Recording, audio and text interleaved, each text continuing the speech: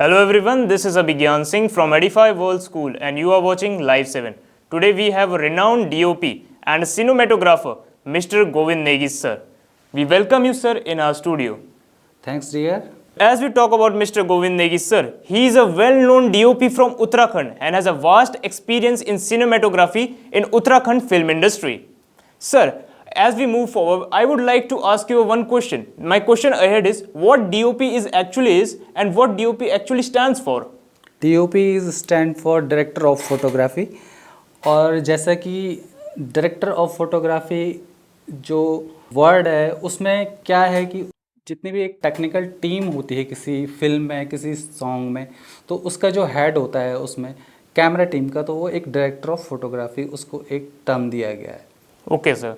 We are quite spectacular to know about this thing. As we move ahead, as you are a DOP, so we would like to know more about your personal incidents or personal memorable incidents that you have earlier. बिल्कुल, जैसे कि मैं 2007 से इस line में यहाँ पर Uttarakhandi music industry film industry में काम कर रहा हूँ तो जाहिर सी बात है कि इतने सालों का बहुत सारा एक्सपीरियंस इसमें मेरे साथ होगा. और जो हमारी उत्तराखंड की जो इंडस्ट्री है बेसिकली वो ज़्यादा म्यूज़िक इंडस्ट्री ज़्यादा है, उसमें फिल्म इंडस्ट्री अभी कुछ सालों से वो बढ़ रहा है उसकी ओर.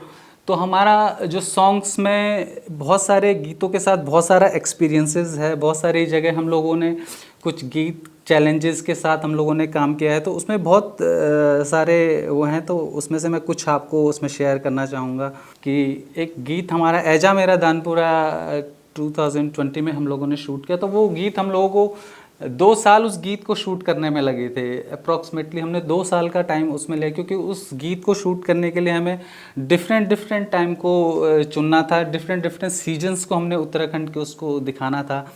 तो वो बहुत ही एक अलग टाइप का एक्सपीरियंस हमारा रहा था, हमारी पूरी टीम का उसमें रहा था क्योंकि उसको उत्तराखंड के हमने बहुत ही रिमोट क्षेत्र में जाके हम लोगों ने उसको शूट किया था. आप बागेश्वर डिस्ट्रिक्ट में एक दानपुर क्षेत्र एक पर्टिकुलर एक जगह का नाम है उसमें.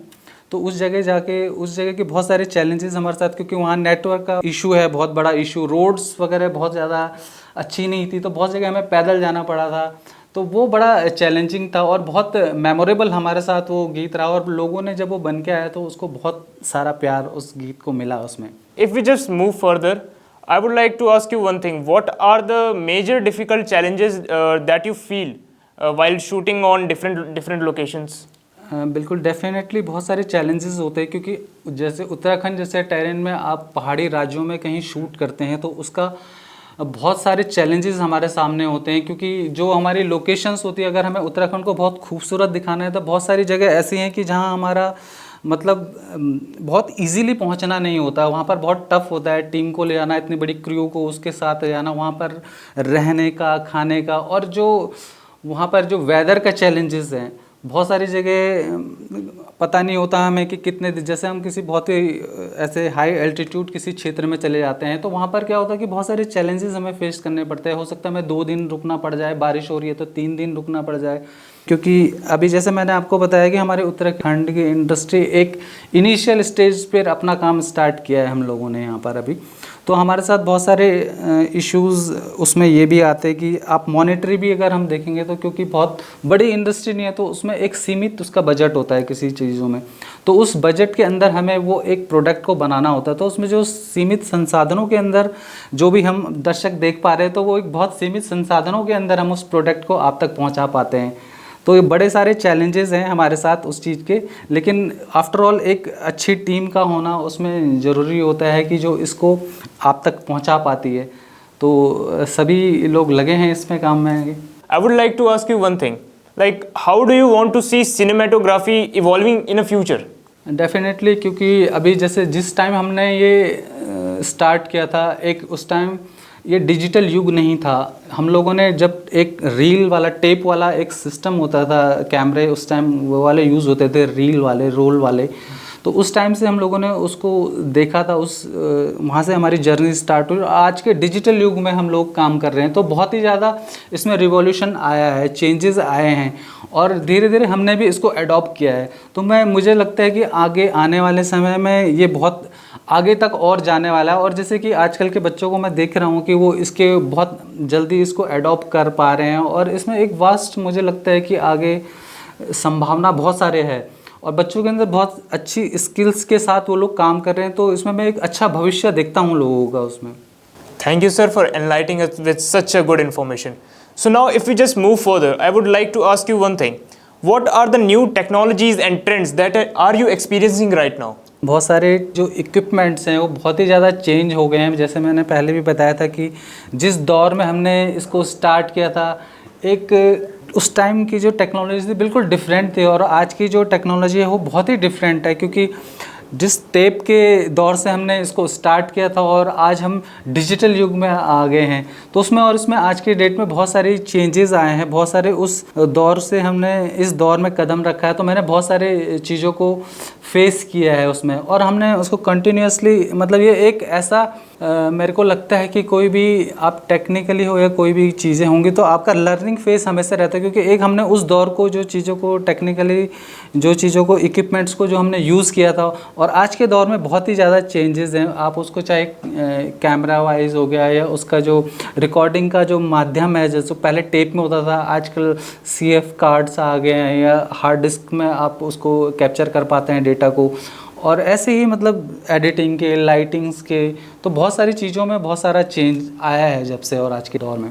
What advice would you like to give to the aspiring new DOPs? हाँ बिल्कुल, मेरा उनके लिए यही मैसेज रहेगा, क्योंकि आपका जो की है वो आपकी मेहनत, आपका जो डेडिकेशन है अपने वर्क के प्रति, वो बहुत डेडिकेटेड तौर पे ही अपने काम को, आप किसी काम को कर रहे हो तो बिल्कुल मन लगा के सीखना है आपको। और इसमें जो बेसिक जो चीज़ें हैं, एज ए आप अगर हम DOP की अगर हम बात करें तो उसमें आपका कुछ बेसिक चीज़ों का ज्ञान आपको बहुत ज़रूरी है, क्योंकि मैंने बहुत सारे नए बच्चों को देखा है जो बहुत सारे वो उनके अंदर वो एबिलिटी है, लेकिन वो क्या करते हैं कि उसको एकदम से सीधा नेक्स्ट लेवल पे, आप नेक्स्ट स्टेप पे चले जाते हैं, लेकिन उसका जो बेसिक जो कुछ चीज़ें हैं उनका आपको नॉलेज होना बहुत ज़रूरी है। जैसे कि लाइटिंग्स, फ्रेमिंग, इन दो चीज़ों को आपके जीवन में एक की आप बनाएंगे तो वो आपके उसको हमेशा ये, क्योंकि आप किसी भी छोटे लेवल से इस काम को स्टार्ट करें या किसी बड़े लेवल पे आप जाएंगे तो ये एक बेसिक चीज़ें आपके साथ हमेशा रहेंगी। तो कुछ जो बेसिक आपकी जो फंडामेंटल्स होते हैं उनको आपको ज़रूर फॉलो करना चाहिए, तो वो आपके हमेशा आपके काम में आपको बूस्ट करेंगे उन चीज़ों को। तो क्योंकि बाकी संभावनाएं आपके अंदर कितना स्किल्स है, आपके पास जो काम आ रहा है उसको आप कितना बेहतर तरीके से प्रस्तुत कर पाते हैं, तो वो आपके ऊपर अप टू यू, मतलब वो बात आपके लिए है वहाँ पे। Thank you, sir. We are pleased to get such a good information. If we just move to the most important question, so I would like to ask you one thing: how lucrative do you think cinematography is as a career?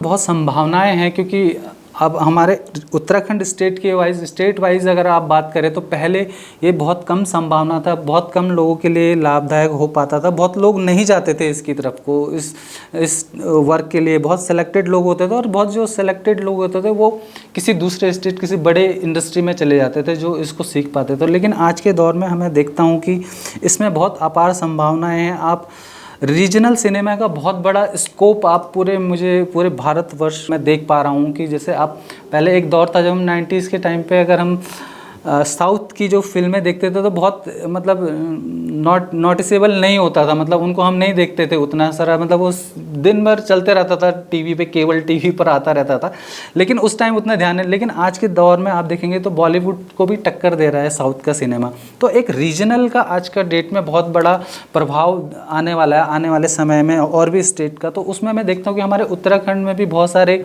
ऐसी carriers बन सकते हैं इसके ऊपर, को आप इसके ऊपर अच्छा काम करेंगे तो इसमें डेफिनेटली बहुत अच्छा आपका कैरियर होने वाला है। Thank you, sir, for enlightening us on such a great fact. Now, at the end of the day, I would like to ask you one last question, and my one last question would be that, what advice would you like to give to the new generation youth? मैं youth generation को यही कहना चाहता हूँ कि आप किसी भी फील्ड में जा रहे, किसी भी वर्क को आप चुन रहे हैं तो उसमें आपका 100% आपका, आप पूरी लगन के साथ उस चीज़ को करेंगे, उस चीज़ में डूबेंगे, तो डेफिनेटली आपको उसमें सक्सेस मिलेगा। तो ये मेरा अपना पर्सनल एक्सपीरियंस भी है। मैं किसी भी काम को करता हूँ तो मुझे पूरी 100% अपना जितना होता है उसको अपने उसमें देना होता है। तो उसके लिए आजकल के जो नए जनरेशन है, मतलब वो भटके ना, आपको एक अपना टारगेट सेट करना होगा कि मुझे एज ए DOP आगे बनना है, मुझे एक एडिटर के तौर पे बनना है, मुझे एक डायरेक्शन फील्ड में जाना है। क्योंकि बहुत सारी टेक्निकल्स, बहुत सारी पोस्ट है, बहुत सारी लाइटिंग का आज की डेट में, जैसे मैंने बताया कि हमारे उत्तराखंड में अभी धीरे धीरे बहुत हम लोग चेंज कर रहे हैं, बहुत ज़्यादा पहले के दौर में और आज के दौर में। तो पहले उतनी सारी टेक्निकली उन चीज़ों को यूज़ नहीं किया जाता, जैसे लाइटिंग्स वगैरह हम पहले यूज़ नहीं करते, तो वो भी एक पार्ट है। तो उसको भी आप सीख सकते हैं। एज ए गैफर्स हमारे इंडस्ट्री में अभी नए लोग आ रहे हैं, तो वो एक बहुत सारे जॉब्स इसमें अपॉर्चुनिटी हैं। आप जिस जॉब को भी सेलेक्ट करते हैं उसमें एक ईमानदारी के साथ आप काम करेंगे तो डेफिनेटली आप एक सक्सेसफुल उसमें पाएंगे। So thank you, sir, for enlightening us on such a good facts and motivating the youth to become the aspiring DOPs and becoming the new cinematographer in the new generation. So as you heard from Mr. Govind sir, he shared a vast experience being a senior DOP in Uttarakhand film industry. So once again, thanking you, sir, for joining us in our studio and in our school, Edify World School. धन्यवाद अभिज्ञान आपका भी और Edify school का भी, मुझे इस खूबसूरत interview के लिए यहाँ पर आमंत्रित करने के लिए। Thank you. So viewers, for more updates, keep watching Live 7.